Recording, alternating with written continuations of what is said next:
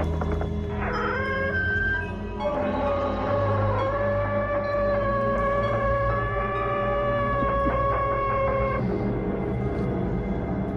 evening, and welcome to another Mothman podcast.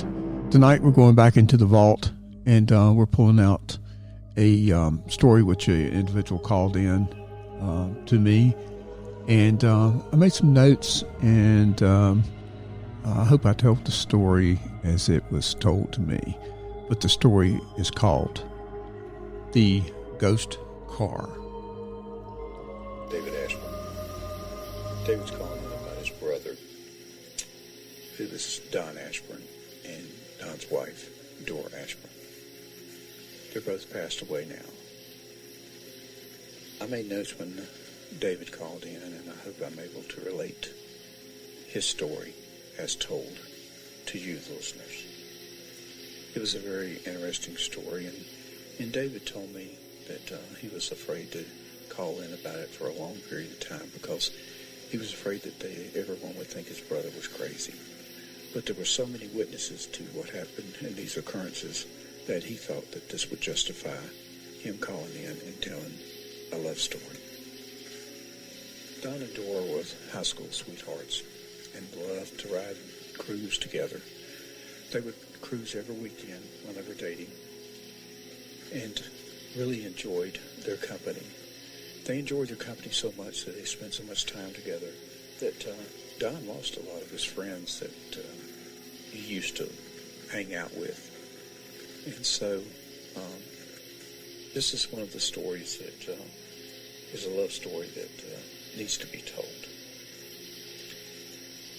Don and Dora got married right after they graduated from high school. Shortly after that, Don was drafted into the United States Army in the early 60s. Went through training in North Carolina, Fort Bragg, and then went to Vietnam. While Don was in Vietnam, Dora, his wife, got a job at R.J. Reynolds Tobacco Company.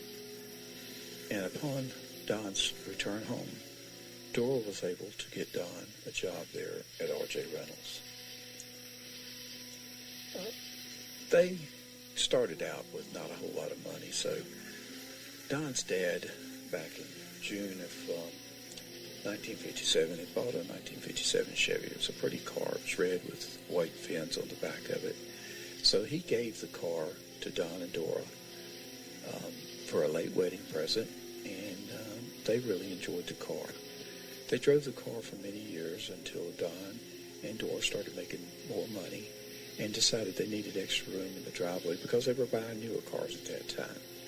So they took the car and placed it in a barn at Don's father's residence. The car sat there for many years, and it would gather dust, and it had rust, and it was just one of those cars that was a beautiful car at one time, but now it needed a lot of work. Well, when Don and Dora retired from R.J. Reynolds, they decided that they wanted to do a project together. And this project was restoring this 1957 Chevy. Don had some mechanical background, and Dora had a sewing background. So together, they took the car out of the storage, brought it home, put it in the garage behind their house, and started working on the car. Don spent many hours working on the mechanics of the car, redoing everything, putting new parts in. Dora spent her time working on the interior of the car and was restoring the car back to its original state. During this time, they put a lot of loving hours into this car, and this project took about a year to complete. So after about a year, they had the car completed, and they started taking it out to car shows and cruise-ins. And of course, the car was in immaculate shape. So it started winning trophies and prizes, and they really enjoyed taking it out to the point where all they would talk about is the 1957 Chevy.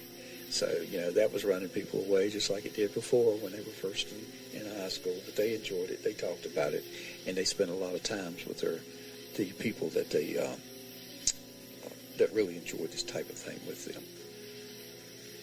The strange things happened after a period of time when Dora got very sick. And when Dora got very sick, she passed away. Don placed the car in his carport and didn't drive the car for about a year because they did everything together, and so she was not there, and so there was nothing for him to do. After about a year, Don decided that he was going to get the car out, and he was going to fix it up and clean it up and get it ready, and he would go to car shows again and cruise in with people that he knew and that liked to talk cars, and so that's the way he would spend his weekends that were very lonely after Dora passed away. The first time he got the car out and was cleaning it,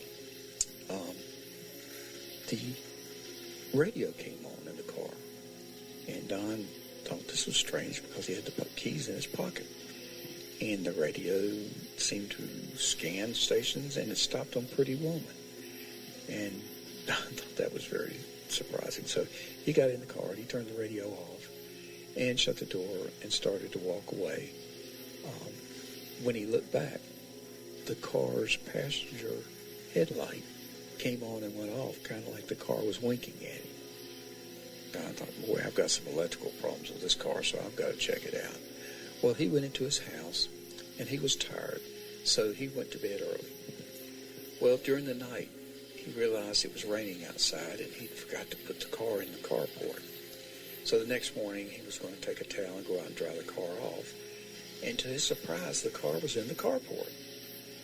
Well, he thought the emergency brakes had given way, and the car rolled into the carport. So he went down there expecting to find damage to the front of the car as the car rolled into the carport. But to his surprise, there was no damage to the car.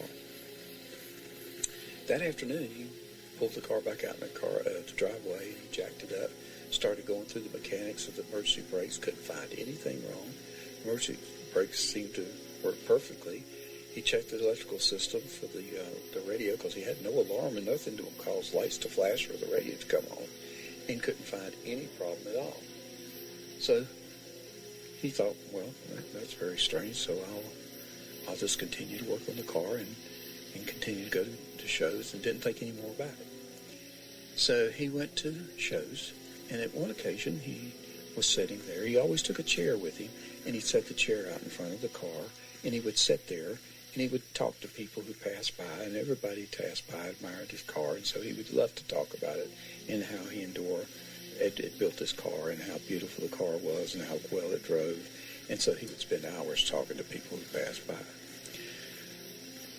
This one occasion, this female lady walks by, and she says she started admiring the car, and she really loved the looks of the car, and she thought, this is a great car. And they were at that time driving up and down the street there at the Cruise Inn, and she asked him, she says, would you mind just letting me ride in the car and ride up and down the street? And he said, no, I wouldn't mind. And so he folded his chair up, set it aside, and went to the passenger door to open the door for the lady, and the door wouldn't open.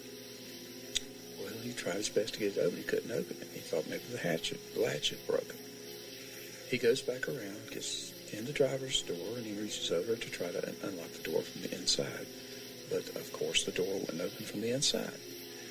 So he asked the lady to step around to the driver's door, and she stepped into the car and slid across the seat to the passenger side of the seat. Don started to sit down in the driver's seat, and the glove box came up. And when the glove box came up, and Don always carried the album of the vehicle showing the construction of the vehicle from the time they started restoring it, and some of the car shows that he and Dora went to.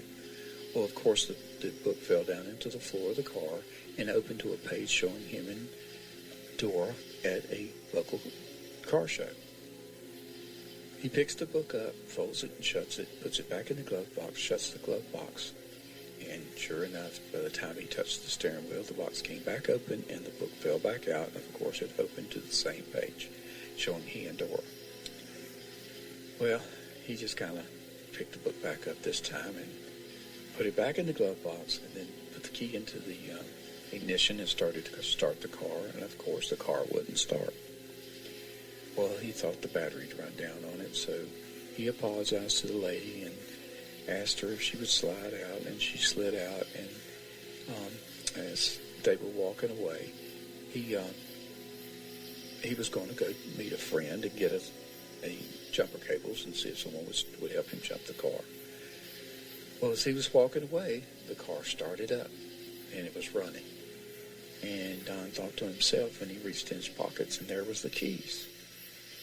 And, of course, he could not figure this out at all. So the car started running.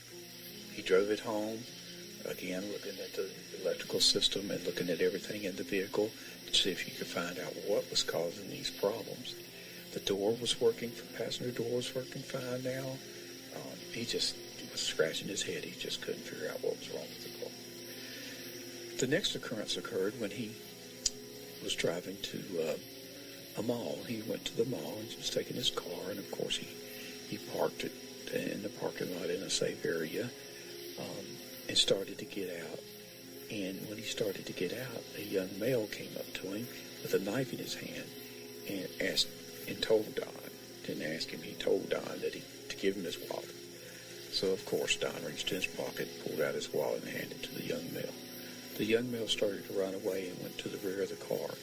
At that time, the car rolls backwards, and there was a white van parked between his car, the Chevy, and where the young man was running. The car pinned the young man between the Chevy and the white van. Don was able to call the local police. The police came and arrested the young man with not an instant. This really was kind of weird. Don again checked his equipment. He couldn't find anything wrong with the car. So he was kind of shaking his head, and he couldn't figure out what in the world was going on. The next occurrence occurred when Don was taking his car to a restaurant right after a cruise in. Usually Don checked the weather to make sure there's no storms or bad weather so that he could get the car home if he needed to before it started raining and storming. Well, this time he failed to check the forecast. He went into the restaurant, and about halfway through his meal, it started lightning and thundering, and sure enough, there was a bad storm that came up. The wind was blowing real hard and broke a limb in front of the restaurant and fell into the front parking lot. Don was very concerned then and went straight outside to see if his car had been damaged. Well, as he exited the restaurant, he noticed his car was gone. So he turns around, walks back in the restaurant, and starts to ask the counter person to call the police. There beside the counter stood one of his friends and says, "Don, your car's parked around back. I just parked around back, and it's parked back there." And Don shook his head, went outside, went around, and sure enough, his car was parked in a sheltered area behind the restaurant with very little water on the car. Don got into the car, not thinking, says, "Are you all right?" And the car beeped once. Don drove the car home, and the next day, Don went to meet his brother. And David got in the car, and Don says, "I've got to tell you something." And he was very concerned about telling these stories. But he said, "David, I've had all these issues with my car, and this is all what's happening." And he's telling Don what's happening, and he's starting to cry. And sure enough, the radio comes on. And Don and Dora had always had a favorite song. And when the radio came on, it was kind of shocking to both of them. They both kind of looked at the radio, and the radio was playing their favorite song. And again, Don was just crying. And Dave was kind of looking at Don and noticed that the keys to the car was in his hands. And there was no way that the radio could have played without the keys being in there. So, he's starting to think maybe there's something to this story. Well, the next day, Don goes to David's house and picking up David and his wife, and they were going to church where David was to chair a meeting there at the church. Well, Don and David started talking inside the house, and time just flew by, and it kind of got out of hand, so they didn't realize it was so late. So Don says, we better hurry. So David told his wife, let's hurry, let's go. And as they went outside, they noticed the car was running in the driveway. Both the passenger door and the driver's door was open, and the passenger seat was folded forward so someone could get into the back seat with little or no effort. David looked at Don and says, did you leave your car running all this time? And Don shook his head no. David and Don, neither one said anything to his wife, but David said that was the last time he ever got into that car. Don continued to cruise, and he'd always cruise with the album open with their picture laying beside them until he became sick, and after he became sick, he passed away.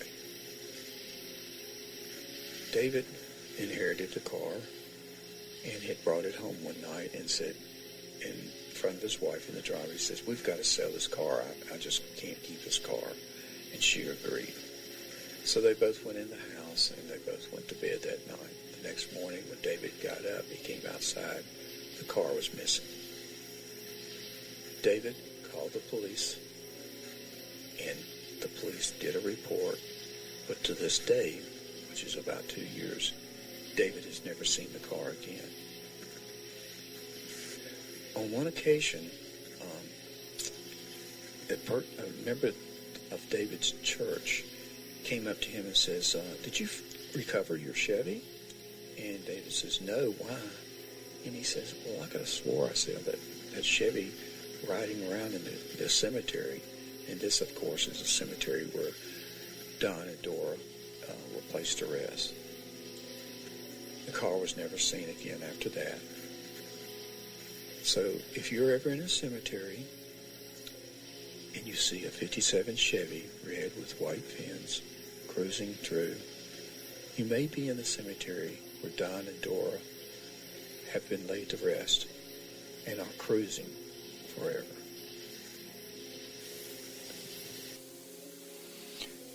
You're listening to another episode of Mothman. This is one of the episodes where, is it truth or is it myth? You must decide. Good night.